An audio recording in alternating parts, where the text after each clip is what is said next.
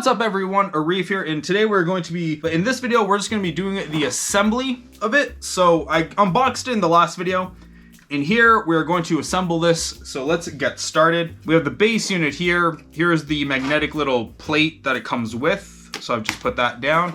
We're just going to put this off to the side. And the instructions tell us first to raise the belt and raise this unit. And we have to start by pulling this. So they tell us just keep pulling it. And they say do it until it's about halfway. So that looks about good. Right there. And then they say mount it to the unit. So we're going to take this down. And the unit should face... Where the hell's the unit facing? It says the motor's on the back. Yeah, okay, so this red dot here is the front. So it says mount it this way. Okay, there we go. And there should be some holes to line it up with. Holes are right here. You'll see them behind the silver parts, or in between the silver parts. So let's just move that here. And now we come into our little baggie, and we get the M5 screws out. So M5s by 45. Looks like it's just this baggie here.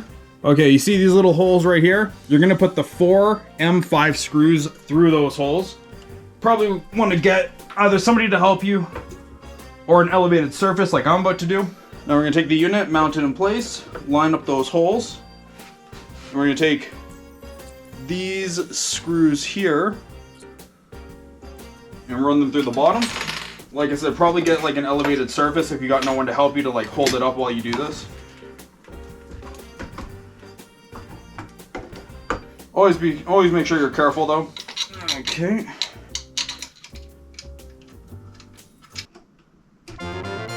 Okay, looks good.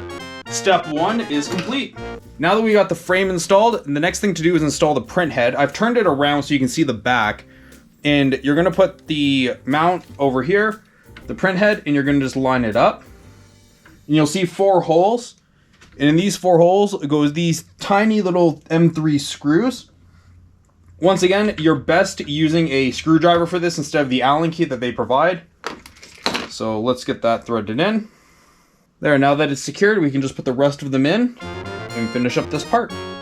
Perfect. Step 2 is complete. Step 3 is to install the LCD screen. There's a ribbon cable attached here with blue tape. So we're just going to peel that blue tape off. That ribbon cable is going to plug into the back of the LCD screen here. So be very gentle with this. You don't want to break it. With a little bit of finagling, you'll get the cable to slip in here. Be very gentle, like I said. But now you got 2 holes in the front and 1 hole on the top. So line up the tubing so the 1 hole is above and lined up to the hole at the top. Insert this screw. It'll be left over in your baggie. And just drop that in just to lock it in place. And now you'll take these 2 smaller screws here. And you're going to want to drop them in on the front. Okay, I don't appear to have a bit for this size. So we're going to use the Allen key that came with it. Nice and secured. Let's go to step 4. Step 4 is to install the filament detector. You're going to have a screw that comes in the baggie with the detector, and you're going to line it up to this bottom hole here. So there's going to be a gap that you're going to want to create, or that's going to be made by the positioning. So just put this here and start screwing it in, and then just tighten it down with the Allen keys. Okay, I over-tightened it a little bit too much. Hopefully I didn't break anything. I'm sure it's fine. Okay, now that's done. Let's put the Allen key back. I will say that on my old Mega S, this thing did have a tendency to fail. So you eventually might have to bypass it, which if it ever comes to that, I'll show you how to do that. But there is step 4. Let's go to step 5. Okay, the last step is the last mechanical step, and that is to get the spool holder put in. So you have your little butt plug here. You have a little arm here. Put the butt plug into the arm, give it a turn so it locks in position. And then the arm has clips, so there's no screws. You just hold it in like so. When you're installing this arm, it might feel like it won't slip in. Keep pushing until you hear a solid click. And once it's locked in, then it's not going anywhere. Let's move on to wiring now. The last and final fun step of this whole building process. As you can see here, we got a bunch Looking in the manual, what's nice is they're all labeled here. So let's start with E.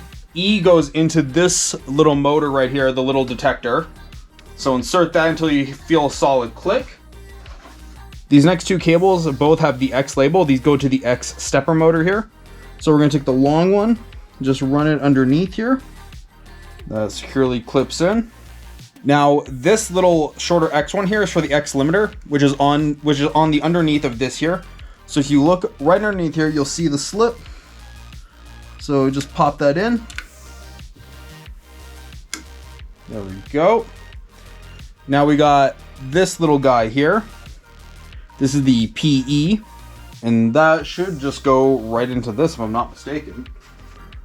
Okay, so PEs go into PE.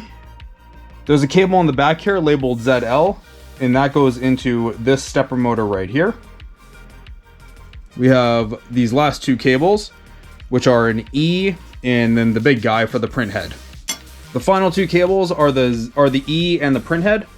These are gonna run up over top and plug in. The E will go into this white spot right up around here, and then the print head goes into the print head. To install the print head cable, these two clips fold back. So just fold them back, drop your cable in, and just put the clips back, and the cable is secured.